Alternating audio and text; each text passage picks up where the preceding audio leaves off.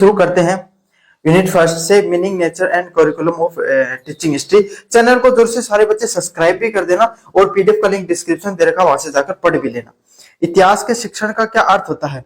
विद्यार्थियों को मानव जीवन की अतीत की घटनाएं, व्यक्ति, संस्थानों, परिवर्तनों को ज्ञान और उनके कारण को समझने की प्रक्रिया को इतिहास शिक्षण कहलाता है। देखो सीधी सीधी बात है, इतिहास टावरन पढ़ा होगा। इतिहास के अंदर क्या है कि भाई जो अतीत जो गुजरेड़ो काल है उसके अंदर कौन कौन सी घटना घटी। भाई भारत में आपके सामने अरब आक्रमणकारी आया, क्यों आया? क्योंकि भारत में त्रिपक्षीय जो संघर्ष चाल रहे थे, आपके सामने पाल जो राष्ट्रकूट और प्रतिहारा के बीच में। अब कन्नौज को संघर्ष हुआ आपके सामने, जिसके अंदर गुर्जर प्रतिहार है जो लगभग जीता है, तीनों कोई कदे राष्ट्रकूट जीतगा, कदे पाल जीतगा। तो इस चक्कर में क्या बड़ी शक्ति है ना, वहां को लगातार संघर्ष होते रही। और जो दिल्ली सल्तनत मतलब जो आपके सामने जो एक पूरे देश के ऊपर राज करने वाली एक मुख्य जो शक्ति थी, वह एक शक्ति को नहीं रही, शक्तिशाली राजा को नहीं रही उठे, है ना। जय गुजर प्रतिहार कमजोर है, राजस्थान को जो आपके सामने सीमावर्ती इलाका का राजा कमजोर है। जो मुगल साम्राज्य उनको धीरे धीरे जो मुस्लिम आक्रमणकारी उनको दिल्ली सल्तनत पर राज हो गई। ऐसा इसीलिए होता है, ये अतीत में कोई भी घटना घटी वो क्यों घटी, उसके पीछे क्या कारण रहा, यही हमारा उद्देश्य रहता है किसका, इतिहास शिक्षण में पढ़ाने का।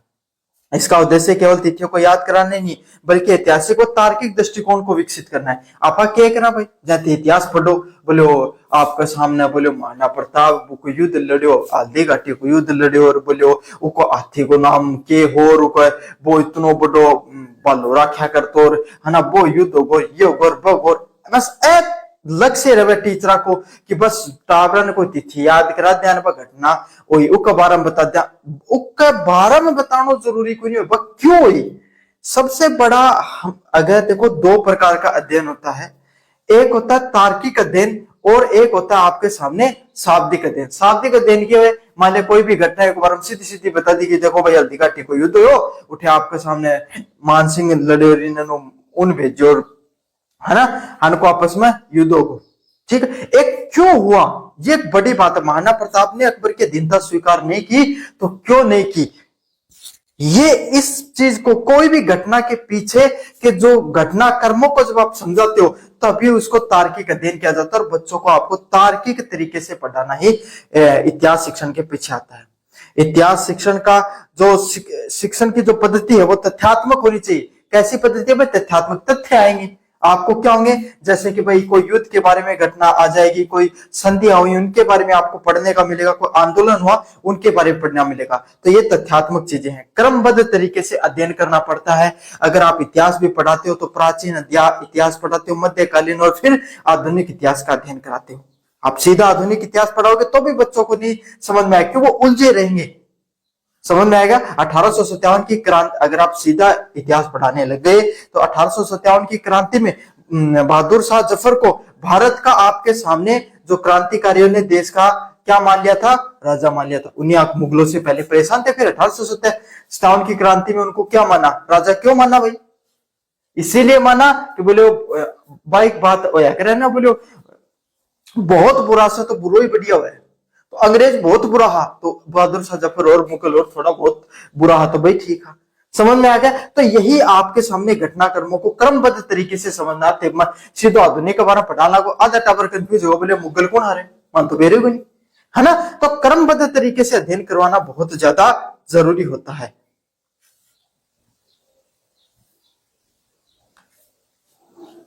अगले वाला है विश्लेषणात्मक चीजों को, हर चीज के पीछे विश्लेषणात्मक तरीके से पढ़ाओ।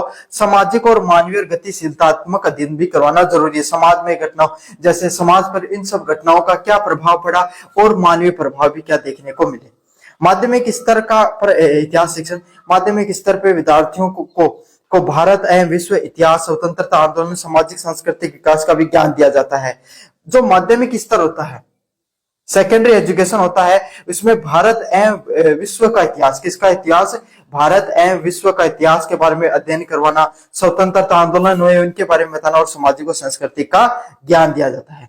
ठीक है, आपके सामने मतलब जब बच्चा 10वीं 12वीं में थे, क्या पढ़ो इतिहास में, आधुनिक विश्व को इतिहास, है ना, आधुनिक पूरा भारत को इतिहास, विश्व को इतिहास भी पढ़ना पड़े था, है ना, आपके सामने। उनके पीछे वो कोई भी घटनाएं हुई, अलग अलग प्रकार के आंदोलन, क्रांति, फ्रांस की क्रांति, इटली की क्रांति, आपके सामने रशियन क्रांति, है ना, इधर भारत में 1857 की क्रांति, भारत छोड़ो आंदोलन, महात्मा गांधी का युग, मुगलों का युग, और आपके सामने प्राचीन इतिहास, सब इतिहास को क्रमबद्ध तरीके से, विशेषकर तथ्यात्मक तरीके और तार्किक विलोचना के साथ पढ़ा जाता है। किसके अंदर? माध्यमिक कद 10वीं से 8वीं क्लास से लेके 12वीं क्लास के बीच में। इतिहास शिक्षण के क्या उद्देश्य होते हैं? ऐतिहासिक घटनाओं और व्यक्तियों का ज्ञान देना। सिर्फ आपको इतिहास में ऐतिहासिक घटनाओं के बारे में भी ज्ञान दिया जाता है, और जो अलग अलग व्यक्तित्व है उनके बारे में भी ज्ञान दिया जाता है। तार्किक एवं आलोचनात्मक चिंतन, आप क्रिटिकल थिंकिंग डेवलप करते हो अपने अंदर कि कोई भी घटना, उसके घटित होने के पीछे का कारण क्या है।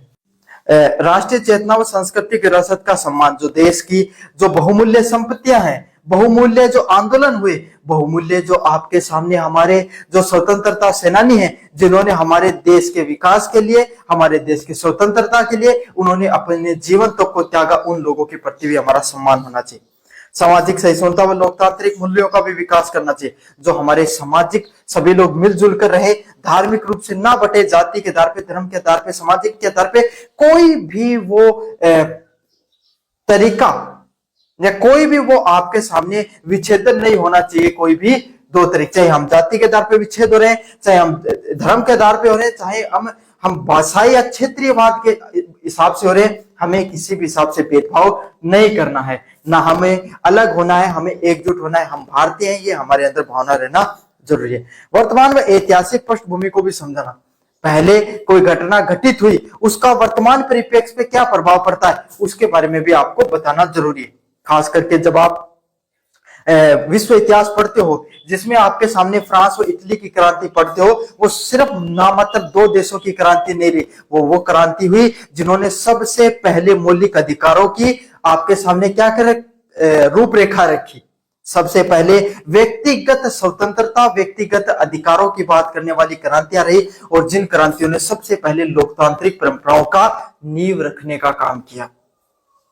तो सिर्फ यह, और उसके बाद में एक लगातार जब आप देखते हो फ्रांस और इटली की क्रांति के बाद में धड़ाधड़ लगातार पूरे देश वो अब उपनिवेशवाद को त्याग कर लोकतंत्र की तरफ अपने कदम बढ़ाना शुरू कर देते हैं। तो यही समझाना आपको जरूरी होता है कि भारत की आजादी के पीछे, जब भारत आजाद होता है तो उसके पीछे अंग्रेजों ने भारत को आजादी सिर्फ इसीलिए नहीं देती थी कि भारत के अंदर गतिरोध है वो बहुत तेजी से बढ़ रहा था, बल्कि इसीलिए भी दे दी थी क्योंकि उनका देश जो खुद आर्थिक रूप से द्वितीय विश्व युद्ध में कमजोर हो चुका था, राजनीतिक रूप से आपके सामने विरोधी ताकतें पनप चुकी थी, जो उपनिवेशवाद को और जो अंग्रेज हैं अलग अलग देशों पे जो राज कर रहे थे, इसके वजह से जो आर्थिक दृष्टिकोण से उनके देश को नुकसान हो रहा था, उसके ऊपर उनके देश में भी दबाव बन रहा था। तो इन घटनाओं के, किसी घटना के घटित होने के पीछे भी आप घटनाओं को समझना जरूरी होता है, और यही चीजें को ऐतिहासिक पृष्ठभूमि के नाम से जाना जाता है कि कोई घटना हुई तो क्यों हुई, उसका परिणाम वर्तमान में क्या देखने को मिलता है, और आपके सामने भविष्य में उसके क्या परिणाम हो सकते हैं। इतिहास का अन्य विषयों से संबंध, ये एक बहुत महत्वपूर्ण बिंदु। आप कोई भी विषय को पढ़ते हो तो उसका संबंध सिर्फ उसी विषय से नहीं होता है, उसका संबंध अन्य विषयों से भी होता है। और यही चीज मैंने आपको इन्वायरमेंट एजुकेशन को पढ़ाया तब भी बताया था, और अभी बता देता हूं। भूगोल है, भूगोलिक ऐतिहासिक परिस्थितियों घटनाओं के बारे में बताना। राजस्थान की पृष्ठभूमि सबसे ज्यादा युद्ध देखे हैं, क्यों देखे हैं भाई, आप बताओ मेरे को। राजस्थान में सबसे ज्यादा युद्ध की भूमि, मरुभूमि, योद्धाओं की भूमि राजस्थान क्यों रहा? अरे इसीलिए रहा क्योंकि हमारी सीमावर्ती थी। जो हमारे पश्चिमी देश थे, अरब देश थे, वहां पर भी बहुत कुशल शासक हुए, और उनका लगातार प्रयास रहता था कि राजस्थान जो भारत के अंदर घुसा जाए। और उसके लिए सबसे सरल और सुगम मार्ग कहां से होकर जाता था? आपके सामने राजस्थानी सीमा से होके जाता था। पहले राजस्थान पाकिस्तान में भी, जो पाकिस्तान में भी राजस्थान पड़ता है, उधर की साइड में भी आपके सामने है, वो सीमा लगती थी। तो हमारे सबसे ज्यादा आक्रमण हमारी साइड में हुई। अच्छा, सिर्फ हमने विदेशी आक्रमणकारियों को नहीं झेला, भारतीय आक्रमणकारियों को भी झेला। भारतीय दिल्ली सल्तनत के राजाओं से भी हमारा प्रतिशोध रहा, प्रतिक्रिया हमने की। क्यों? क्योंकि राजस्थान से सीधा गुजरात तक का रास्ता जाता था पोर्ट के लिए, बंदरगाह से, इसीलिए हम टैक्स वसूलते थे। तो तो इसके और कोई भी राजा है जो दिल्ली सल्तनत पे बैठता था वो यही सोचता था कि कैसे भी राजस्थान को अपने नियंत्रण में लिया जाए ताकि हमारा सरल और सुगम दक्षिण भारत तक का जो आंदोलन होगा या दक्षिण भारत का जो अभियान होगा वो आसानी से हो जाएगा, है ना। तो ये भौगोलिक पृष्ठभूमियों को पढ़ना पड़ता है। अगर आप इन्हीं के ऊपर परिपूर्ण हो तभी आप चीजों को बेहतर तरीके से कर सकते हो। नागरिक शास्त्र शासन, संविधान व लोकतंत्र के विकास को समझने भी सहायक होता है। तो मैंने बताया ना, आप भारत का संविधान पढ़ते हो। अब आपने तो बहुत से बच्चों ने भारत का संविधान पढ़ा होगा, है ना, जिसमें आपको सारे अनुच्छेद याद होंगे। लेकिन शायद मैं आपको बता दूं, भारत जो अंग्रेजों के द्वारा भारत सरकार अधिनियम 1935 जो लाया गया था उसका बहुत बड़ा हिस्सा, मैं ये कहूंगा तो अतिशयोक्ति नहीं होगी, लगभग 30 से 40% हिस्सा है वो जो का त्यों आपके सामने भारत सरकार अधिनियम 1935 से लिया गया है। भारत के वर्तमान परिप्रेक्ष्य का जो संविधान है उसमें अंग्रेजों के द्वारा भारत सरकार अधिनियम लाया गया था, उसका बहुत बड़ा हिस्सा लिया गया था। तो क्या हमने इतिहास में पढ़ते हैं इसको, भारत सरकार अधिनियम 1935 को, और वही चीज इतिहास इसमें भी आ जाती है। ठीक है। अर्थशास्त्र कृषि, व्यापार, उद्योग व आर्थिक नीतियों का इतिहास से संबंध, पहले कैसी नीतियां हुआ करती थी। आज जो आपके सामने जो वर्तमान समय में जीएसटी देखते हो, पहले भी लगती थी चुंगी के नाम से, है ना। व्यापार होता था, कोई भी व्यक्ति व्यापार करेगा उसको यहां से गुजरेगा भैया जी, उसको टैक्स देना पड़ेगा, उसका नाम होता था चुंगी, है ना। कर पहले भी लगते थी, हर एक राजा के टाइम पे अलग अलग कर हुए हैं आपके सामने। कोई 1/4 लेता था, कोई 1/6 लेता था, कोई 1/10 लेता था। जैसे मराठाओं का सरदेश मुखी 1/10 हुआ, है ना। चौथ लेते थे 1/4 आपके सामने। ऐसे खराज, जैसे जो खराज हो गया आपके सामने, अलाउद्दीन खिलजी लेता था। तो सब राजाओं ने टैक्स लिया, कितना लिया, ये सब हम भी चीजें सीखते हैं। साहित्यिक, अलग अलग प्रकार की साहित्यिक रचनाएं तत्कालीन समाज और संस्कृति को जानकारी देती है। प्राचीन समय का इतिहास कैसा था, क्या हम पीछे जाकर देख सकते हैं? क्या नहीं देख सकते। हमें कैसे पता कि अकबर ने इतने काम किए, महाराणा प्रताप के साथ उनका युद्ध हुआ, कैसे पता चला? उस समय की साहित्यिक कृतियां, उस समय जो किताबें लिखी गई वो आपके सामने हमें बताती हैं। व्यक्ति चले जाते हैं, है ना, उनके क्रम छिप जाते हैं, लेकिन जो साहित्य है वो सदैव अमर हो जाता है। चित्रकला, मूर्तिकला और वास्तुकला के ऐतिहासिक स्रोतों के बारे में पता चलता है कि जैसे कि आपके सामने कहां पर जो बड़ी बड़ी मूर्तियां होती है उनके माध्यम से हम चीजों को ज्ञान प्राप्त करते हैं। ऐतिहासिक पाठ्यक्रम का सिद्धांत, ऐतिहासिक पाठ्यक्रम में बाल केंद्रित, सरल से कठिन, ज्ञात से ज्ञात, क्रमबद्धता, स्थानीय, वैश्विक और वर्तमान के संबंध में वस्तुनिष्ठता का संतुलन बनाने के लिए कहा जाता है। देखो, अगर आप जितना भी पढ़ोगे और आगे जाके आप टीट के लिए और सीटेट वगैरह के लिए पढ़ोगे तो एक शब्द जिसका आपको विशेष कर ध्यान रखना, ये सारे बिंदु हैं जिससे 3% जरूर बनते हैं। पाठ्यक्रम कैसा होना चाहिए? बाल केंद्रित होना चाहिए। अभी बता देता हूं मैं आपको, ये प्रश्न चाहे कितनी बार भाषा बदल के आए, बाल केंद्रित शब्द, चाइल्ड ओरिएंटेड एजुकेशन हमेशा देखने को मिलेगा। पाठ्यक्रम ऐसा नहीं होना चाहिए टीचर को सुटेबल हो, बच्चे को समझ में आना चाहिए। सरल से कठिन, पहली क्लास के बच्चे के लिए आपके सामने और सरल, फिर उससे ऊपर जाओगे तो और कठिन, फिर कठिन कठिन कठिन का स्तर बढ़ता जाता है। सरल से कठिन, ज्ञात से अज्ञात, जब बच्चा शुरुआत करता है तो उसको छोटी मोटी चीजें बताई जाती हैं, है ना। सीधा ही थोड़ी आप आधुनिक विश्व का इतिहास पढ़ा देते हो, नहीं पढ़ाते ना। सीधा ही आप थोड़ी कौटिल्य के विचारों को पढ़ा रहे हो, है ना, आपके सामने आर्यभट्ट के बारे में बता रहे हो, सीधा ही थोड़ी आप उन सब के बारे में बताते हो। शुरुआती दौर में आप अपने आसपास की चीजें, छोटी मोटी चीजों के बारे में अवगत कराते हो, फिर आगे बात क्रमबद्ध और स्थानीय वैश्विक परिप्रेक्ष्य में भी बताया जाता है। कालानुक्रमिक उपगम, घटनाओं के समय के क्रम को पढ़ाना कालानुक्रमिक उपगम होता है। मतलब आप समय के साथ, जो टाइम के साथ घटित होने वाली घटनाओं के बारे में बताते हैं, उसको कालानुक्रमिक उपगम कहा जाता है। जीवन परक उपागम, प्रमुख ऐतिहासिक व्यक्ति के जीवन व कार्यों के माध्यम से इतिहास पढ़ना जीवनी परक उपगम होता है। महात्मा गांधी, आपने क्या किया? महात्मा गांधी के जितने मतलब जो आंदोलन हुए उनके बारे में बता रहे हो, तो आपने क्या कर दिया? उनके बारे में कहानी बनाकर लेकर आए कि महात्मा गांधी आपके सामने अफ्रीका से भारत में आए, आने के बाद में उनके गुरु को बनाया गोपाल कृष्ण गोखले को। उन्होंने कहा कि भारत भ्रमण करके आओ। जैसे ही भारत भ्रमण करके लौट रहे थे, बीच में कांग्रेस अधिवेशन में हिस्सा लिया और राजकुमार शुक्ल आकर उनको बोले कि साहब मारे बहुत बड़ी दिक्कत। बोले क्या दिक्कत भाई? गांधी जी पूछो क्या दिक्कत? बोले मैं जबरदस्ती मरा एक अंग्रेज कराओ नील की खेती थे, चलो माथारो बहुत नाम सुनेड़ो है। गांधी जी सोचा रहे, बोले मौका है चल जाओ, उठे जाके आंदोलन करो। और सबसे पहले आंदोलन वो सफल रहे हो। समझ में आ गई? तो इस तरीके की कहानी आप बच्चों को सुना सकते हो। उनके व्यक्ति के जीवन के बारे में पढ़ाते पढ़ाते सारी घटनाएं घटित हो जाते हैं। महाराणा प्रताप की कहानी बनाई, टाबरन सुनाई, टाबरा कभी याद होगी, टाबरन भी मजा आ रहा है और थारो उनको याद भी हो रही है। तो इस तरीके से आप क्रिएटिव तरीके से भी बच्चों को पढ़ा सकते हो। जैसे कि आप महात्मा गांधी, अशोक, अकबर और महाराणा प्रताप जैसे महान व्यक्तित्व के बारे में, जीवन के बारे में बताइए। और उन व्यक्तियों के सिर्फ जीवन के बारे में नहीं, उनके संघर्ष, और बच्चों को प्रति उत्तर करके भी पूछे कि भाई आपने क्या सीखा उन लोगों से। आप ऐसा एक कौन सा गुण है जो उनका आप अपने जीवन में उतार सकते हो और आपको उतारना चाहिए, है ना। तो इस तरीके से बच्चों को प्रेरित करके आपको पढ़ाना चाहिए। अगले वाला विषयगत उपागम, किसी विशेष विषय या समस्या के आधार पर इतिहास को व्यवस्थित करना विषयगत उपागम होता है। मतलब कोई भी एक विशेष विषय की समस्या और उसका आधार पर इतिहास का विषय कराना विषयगत उपागम होता है। अगले वाला सकेंद्रीय उपागम, किसी विषय को पहले सामान्य रूप से उसके बाद में गहरे से विस्तार से पढ़ा, पहले ऊपर पूर्व पढ़ा दियो। जब मान लिया क्लास के अंदर आया थे, आज थे पढ़ाना लो आपको सामने वैदिक सभ्यता का बारे में, तो बच्चा ने बतायो कि भाई क्यों इतना दिन पहले आप अपने ऐतिहासिक काल के बारे में पढ़े हो। और अब क्या होगा, इंसान पहले आपके सामने जंगल में रहता, और जंगल में रहता ही रहता, थोड़ी पॉपुलेशन बढ़ी तो लोगों थोड़ा थोड़ा ज्ञान होने लगो, तो ज्ञान होने लगो तो बस सोचे क्या पढ़ाई कर से आप, है ना। तो पढ़ाई करनी शुरू करेगी तो वेद लिखा गया, वेद मड़ा लिखा गया, तो क्या लिखा गया, संस्कृत में लिखा गया। भारत में 4 वेद होया, जो शुरुआत को वेद, पहलो वेद ऋग्वेद, तो ऋग्वेदिक काल बाकी ने क्या कर उत्तर वैदिक काल कर। वो टाइम में महिला ने पुरुषा का बराबर आपके सामने रहन को, बराबर को हिस्सों मिला कर, तो ठीक है वह भी आपके सामने क्या कराया करती, जो ग्राम सभा जाए की सभा और समिति, तो आपके सामने संस्थान हुआ करती, उनमें भी हिस्सों लिया करती। स्वैच्छिक विवाहकरण को उन्हें अधिकार था, सारा अधिकार था। यहाँ टाबरन थे, पहले मोटो मोटो बताओ, और एनसीईआरटी की जो किताब है उसके अंदर गहराई से पढ़ाते हो।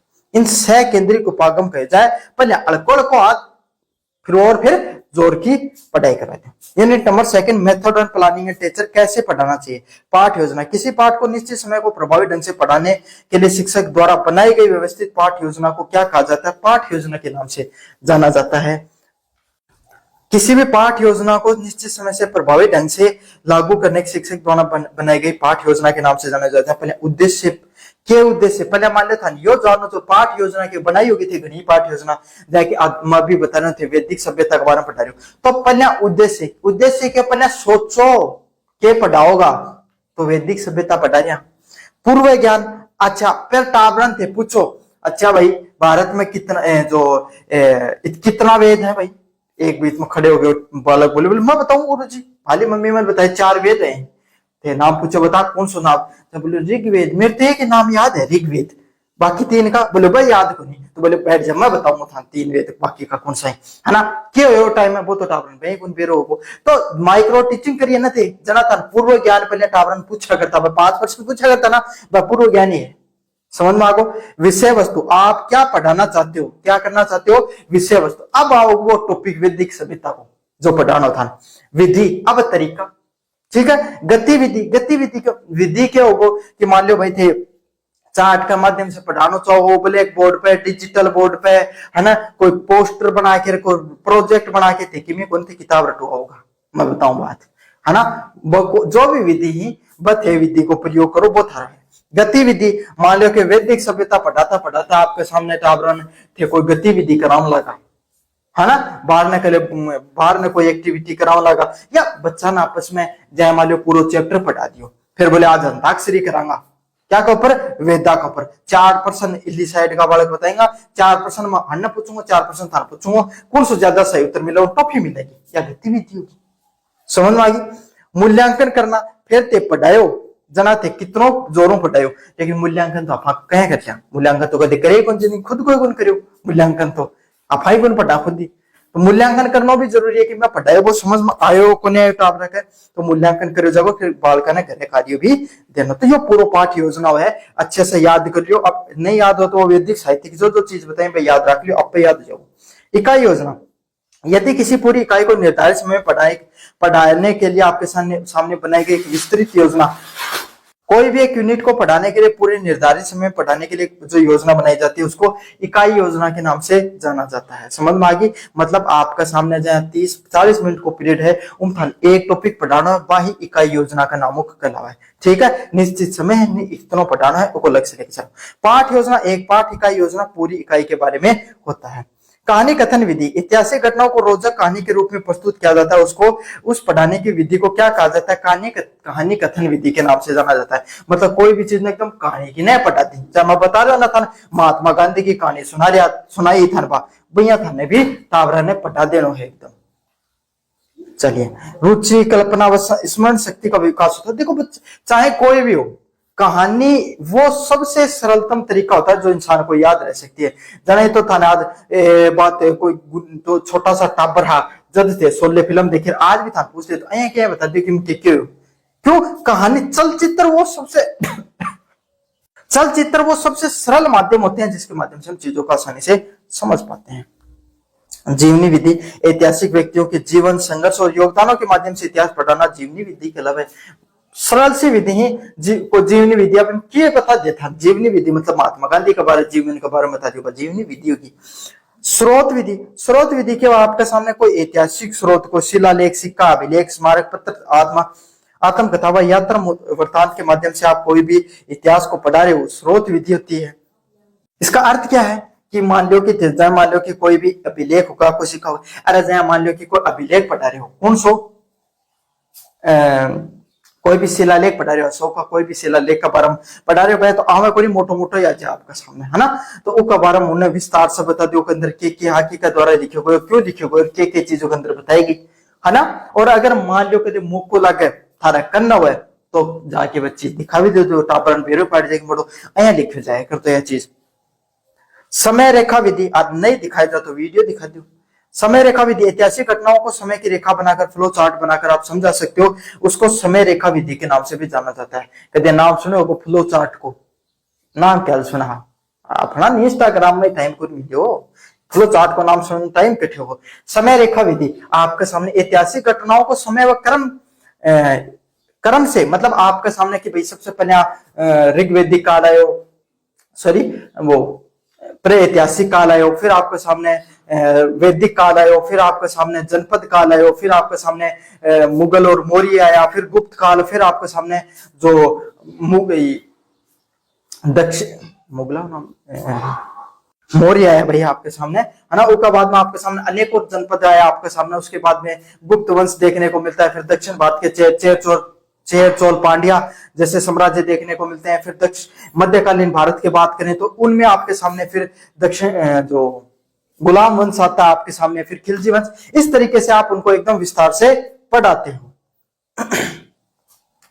प्रशिक्षित अध्ययन विधि, इसमें विद्यार्थी स्वयं अध्ययन करता है और शिक्षक उनके अध्ययन की निगरानी और मार्गदर्शन करता है। किताब हाथ में देती, बच्चों खुद पढ़ रहे थे, देख रहे हो आप सही पढ़ रहे हो, कौन पढ़ रहे हो, ये प्रशिक्षण विधि के नाम से जाना जाए। प्रयोजन विधि, एक ऐतिहासिक विषय पर विद्यार्थी द्वारा स्वतंत्र या समूह में खोज, अध्ययन या व्यवहारिक कार्य करना परियोजना विधि के नाम से जाना जाता है। कोई भी ऐतिहासिक घटना पर कोई विद्यार्थी आपकी मन मर्जी के हिसाब से स्वतंत्र रूप से अध्ययन करे, खोज करे, उन सर्वेक्षण विधि के नाम से जाना जाए। इतिहास शिक्षण का व्यवसायिक विकास करना, शिक्षक द्वारा ज्ञान कौशल, शिक्षण कौशल, तकनीकी दक्षता व विषय संबंधी क्षमता का निरंतर विकास करना ही व्यवसायिक विकास कहलाता है। क्या करना है? कोई भी एक टीचर है ना, वो आपके सामने जब इतिहास को शिक्षण करा रहे है तब आपके सामने वो विषय पर ज्ञान दे रहे हैं, शिक्षण कौशल डेवलप करा रहे हो और टेक्नोलॉजी को ज्ञान दे रहे हैं, वही आपके सामने इतिहास शिक्षण का नाम से जाना चाहे। चलिए, शिक्षक सहायक विधि कहते हैं, शिक्षक को सरल, रोचक व प्रभावी ढंग से बनाने वाली सामग्री को शिक्षक सहायक विधि कहा जाता है। शिक्षक सहायक विधि के वह विधि जिनको प्रयोग करके शिक्षक आपके सामने इजी तरीका से पढ़ा सकते हैं। मान लो कि कोई थे डिजिटल बोर्ड पर कोई वीडियो दिखा के पढ़ा रहे हो, है ना? आपके सामने कोई अभिलेख को कोई चार्ट पढ़े हो, वो दिखा रहे हो आपके सामने, महाना प्रताप को कोई चित्र पढ़े, बोले और दिखाया का बोले महाना प्रताप जी देख लो, बोलो ऐसा सब चीजें जो आपके सामने एक टीचर ने पढ़ाने में मदद की, नहीं शिक्षण सहायक विधि। चलिए यूनिट नंबर 3 की बात करें, मूल्यांकन की अवधारणा। विद्यार्थियों ने क्या सीखा, कितना सीखा और निर्धारित शिक्षण उद्देश्य किस सीमा तक प्राप्त किया गया, इस जानने की व्यवस्थित विधि को क्या कहा जाता है? मूल्यांकन की अवधारणा के नाम से जाना जाता है। मतलब कोई भी विद्यार्थी है, उसने अध्ययन किया तो उसने कितनी पढ़ाई की, उसने क्या सीखा और कितना सीखा, उसी के बारे में जब अपन अध्ययन करते हैं उसको मूल्यांकन की अवधारणा के नाम से जाना जाता है। इतिहास में मूल्यांकन के द्वारा घटनाओं की समझ, कारण, परिणाम, ऐतिहासिक स्रोत का अध्ययन, मानचित्र और समय रेखाओं को समय समय पर जांचा जाता है। इतिहास में क्या है, इतिहास में क्या मूल्यांकन करे जा भाई आपके सामने कोई भी घटना हो रही है उसकी समझ कि वह घटना क्यों घटित हुई, उसका पीछे क्या कारण था, उनका ऐतिहासिक स्रोता को अध्ययन करना और मानचित्र और समय रेखा के बारे में जांचना, सबका सबके कला आपके सामने मूल्यांकन के अंतर्गत आए हैं। इतिहास शिक्षण में मूल्यांकन के उद्देश्य मूल्यांकन देखो मोटी मोटा मैं बताऊं, कोई भी टाबर है भारत में मूल्यांकन के में जय मान लो एक चैप्टर पढ़ा लियो को टेस्ट ले लियो, ठीक है भाई थारी क्लास में 10 टाबर हा तो एक का तो 10 तो सही है ना, तीन का आपके सामने 10वां आप 1-2 टाबरा के 7-8 हजेगा और बाकी बचका मार जाएगा, जन के 2-2 3-3 नंबर आएगा, है ना। फिर भाई यूट्यूब पर क्लास लेगा, बाकी वाला आपके सामने के तो पढ़ के आपके सामने के बन जाएगा, थाली ना थर्ड की को मास्टर बनना है थर्ड ग्रेड का नहीं भाई, उनकी हालत होगी मारो भी पूरी पाया थे, कोई 10-10 हजार की नौकरी देखेंगे। समझ में आ गया आपके सामने, तो यही आपके सामने इसी को मूल्यांकन कहा जाता है। विद्यार्थियों कितने अध्ययन करते हैं, कितना आपने पढ़ा है, उनको समझ में आया, उसी को क्या कहा जाता है आपके सामने इतिहास शिक्षण के नाम से जाना जाता है। सीखने की कठिनाइयों को पहचान करना कि जो बच्चा है उसने जो आपको अध्ययन कराया, जिस विषय के बारे में आपने अध्ययन कराया उसने कितना सीखा, उसको सीखने में कितनी कठिनाई हुई, जब आप इन सब चीजों के बारे में जानते हो उसको क्या कहा जाता है, इतिहास शिक्षण के मूल्यांकन के नाम से जाना जाता है। शिक्षण को प्रभावशीलता जांचना कि आपने जो पढ़ाया अध्ययन कराया क्या वो प्रभावशीलता के साथ आपके सामने चीजें पढ़ी गई है या नहीं पढ़ी गई है, उसको प्रभावशीलता के नाम से जाना जाता है। विद्यार्थियों को सुधार के लिए प्रतिपुष्टि देना, विद्यार्थियों को यह बताना कि जो पढ़ाया गया जो अध्ययन है ना वो बहुत अच्छे से पढ़ाया गया है या आपके सामने अच्छे से समझ में आया नहीं आया, और जो आपके सामने कैसे सुधार किया जा सकता है उसके बारे में बताना। कमजोर और मजबूत क्षेत्रों की पहचान करना कि कौन कौन से टॉपिक है जो बच्चों को अच्छे से समझ में आए, कौन कौन से टॉपिक है जो बच्चों को कम समझ में आए हैं। निर्धारित शैक्षणिक उद्देश्यों की प्राप्ति करना या जांचना कि कौन कौन से जो हमने पढ़ाया था विद्यार्थियों को कितनी चीजें समझ में आई नहीं आए, उन सब चीजों को भी जांचना।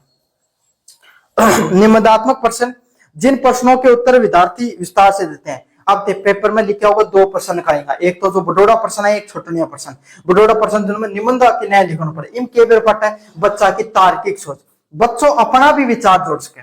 अच्छा अब धर्म कई जो बड़ा प्रश्न है ना वह उनको उद्देश्य के थो जब बनाया गया निबंधात्मक प्रश्न 3 पन्ना भरने में कोई नहीं स्वाद को नहीं आवे, क्यों ही निबंधात्मक प्रश्न कदे सोची थे भाई कि तारा कॉलेज में है ना आपके सामने 11th-12th क्लास में निबंधात्मक प्रश्न क्यों लिखाए जाएंगे, कदे सोची के थे, खास करके कॉलेज में क्यों लिखाए जाएंगे, बीएड में क्यों लिखाए जाए नहीं, समझ में आई तरह कदे थे सीरीज लाके रटे के समझने की जरूरत है।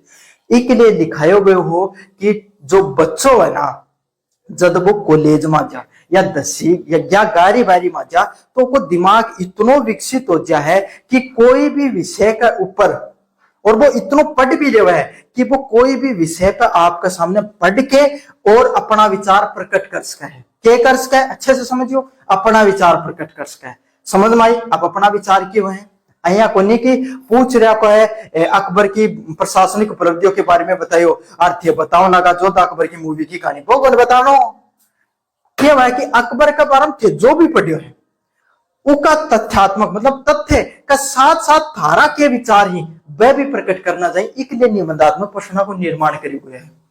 समझ में आ गई, इसलिए ही कॉलेज की एग्जाम में जो बच्चों है उन स्वतंत्रता दी जा है कि ते थारो मनु बना के लिख के आयो, है ना, और इस स्वतंत्रता को ते पूरा फायदा उठाओ उनके। उदाहरण के लिए 1857 के विद्रोह कारणों और परिणामों की व्याख्या कीजिए। अब के जो भी 1857 की क्रांति का बारे में जो थन बेरो है, लेकिन क्रांति 1857 की बताने के देते बाहर छोटा आंदोलन के बारे में लिखने लगा नहीं, 1857 की क्रांति के बारे में जो थन बेरो है उसका बारे में आपके सामने थाने विस्तार से बताते हैं। पहले विश्लेषण करना है, तर्क करना है और थारी खुद की अभिव्यक्ति, थारा खुद का ही चीजा के बारे में के विचारी वह थाने लिखना है। जांच में अधिक समय लगता है और मूल्यांकन में व्यक्ति प्रकटता की संभावना रहती है। अब अप्रश्नाम क्यों है, जब कि मान लो कोई भी टीचर है, क्या है कोई भी टीचर है ना, अब वो टीचर ने मान लो कि जो थे लिखो बात चीज पसंद आ गई तो वो था नंबर दे दे को नहीं कौन दे, है ना, क्योंकि व्यक्तिगत विचार उनके अलग हो सकते हैं तुम्हारे अलग हो सकते हैं, तो इससे नंबरों के कटने की ज्यादा चांसेस रहते हैं। ठीक है, लघुतरात्मक प्रश्न क्या है? इन प्रश्नों का उत्तर कम शब्दों में दिया जाता है, इनके द्वारा दिए गए किसी तथ्य उदाहरण में छोटी व्याख्या की बात की जाती है। अब जो लघुतरात्मक प्रश्न हो ना, उनको सटीक मापन होना जरूरी है। अब आया पूछ लियो कि भाई आपके सामने 1857 की क्रांति में झांसी में कौन सा स्वतंत्र सेनानी लड़ा था? अब उठे थे मंगल पांडे को नाम, थोड़ी लिख सको लिख सको ना। तो यही बात है आपके सामने, जो लघुतरात्मक प्रश्न ही उनको उद्देश्य ये कम शब्दों में सटीक चीज है वह लिख दी जा, है ना। निबंधात्मक प्रश्न अपने शब्द प्रयोग उसको लघुतरात्मक में कौन कर सको। वस्तुनिष्ठ प्रश्न ऐसे प्रश्न जिनका उत्तर निश्चित और पूर्व निर्धारित होते हैं, उनको वस्तुनिष्ठ प्रश्न है। कंपटीशन में एमसीक्यू टाइप जो प्रश्न पूछे जाए ना, उनको ऑब्जेक्टिव या आपके सामने इस प्रकार का प्रश्न कहेंगे। बहुविकल्पी होते हैं, सही गलत व रिक्त स्थानों में मिलान वाले प्रश्न देखने को मिलते हैं। इनका निश्चित उत्तर रहता है, पहले से पता उत्तर रहता है और उसी के आधार पर आपके सामने रहता है। अपन यहाँ मान लो जब थे क्लास में, छोटी क्लास में गुरुजी था प्रश्न पूछा करते थे, क्या कहता बस गुरुजी मैं तो 2 लाइन बता दी, मैं पूरा उत्तर बता दी हूँ। अब थारा गई उत्तर रहे, प्रश्न पूछे कंपटीशन में थारा गई उत्तर है ना, अब थाना उत्तर बनी हुआ है बने ना। गुरुजी तो सबकी भी बता रहे हो, उत्तर ही थारा दे रहे हो, लेकिन फिर भी उत्तर को उत्तर नहीं आ रहे, है ना। तो यही बात है भाई। और जब थे 1 लाइन बताता है, सबकी भी बता दिया करता। तो यही बहुविकल्पीय प्रश्न देखने को मिलते हैं।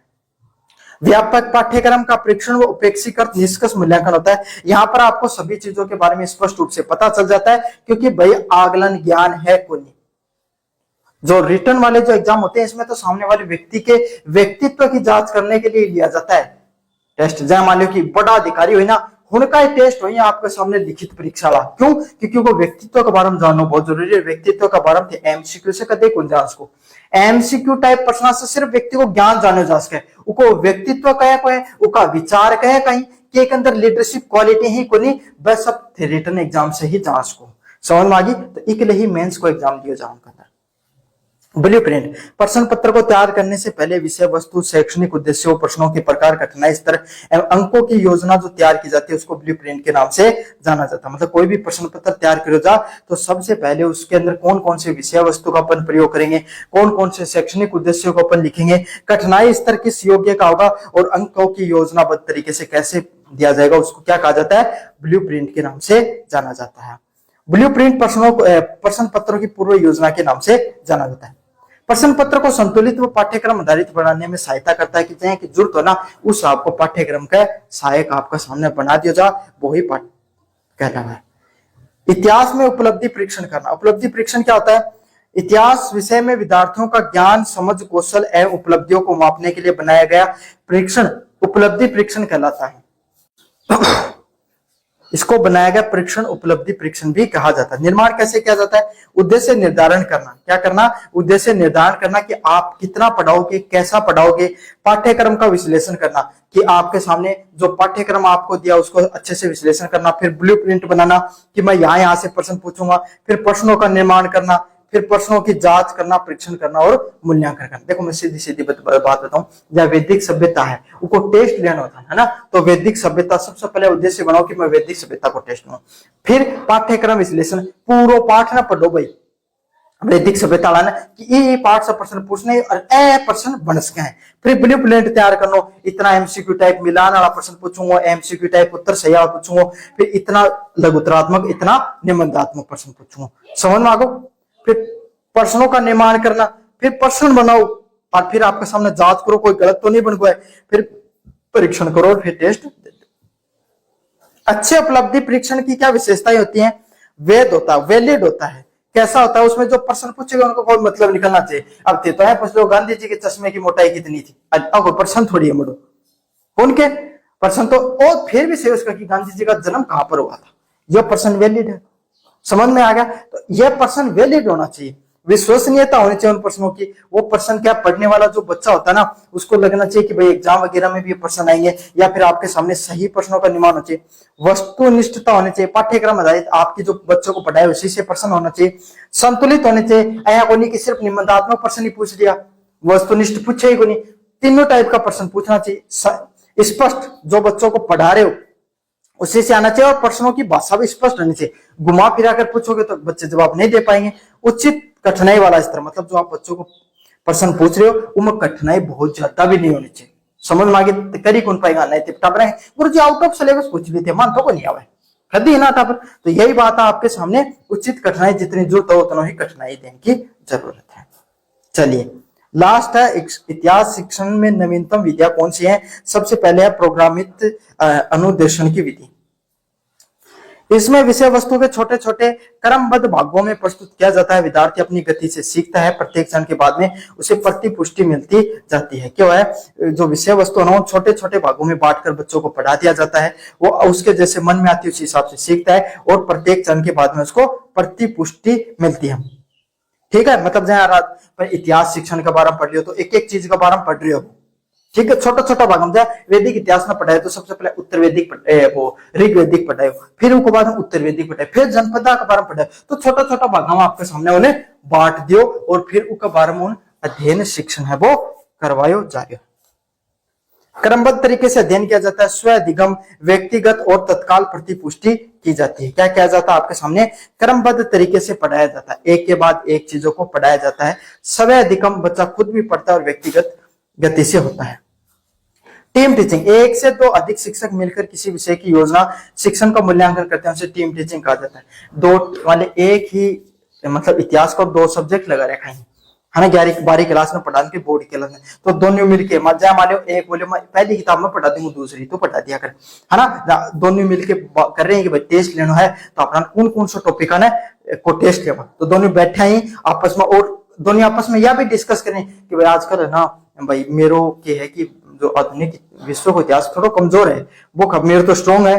बोले यार मन ने बोले प्राचीन वालों को नहीं आता, बोले दोनों उल्टी पुल्टी करके पढ़ाते हैं, है ना। यहाँ भी करोगे जाकर। तो दो शिक्षक जब आपस में मिलकर आपके सामने कोई भी विषय को पढ़ाते हैं उसको टीम टीचिंग के नाम से जाना जाता है। विशेषज्ञता का ज्ञान, सहयोग, विषय की व्यापक समझ और बेहतर शिक्षण भी होता है। दो चीजों के सहयोगात्मक आपके सामने व्यापक समझ भी बढ़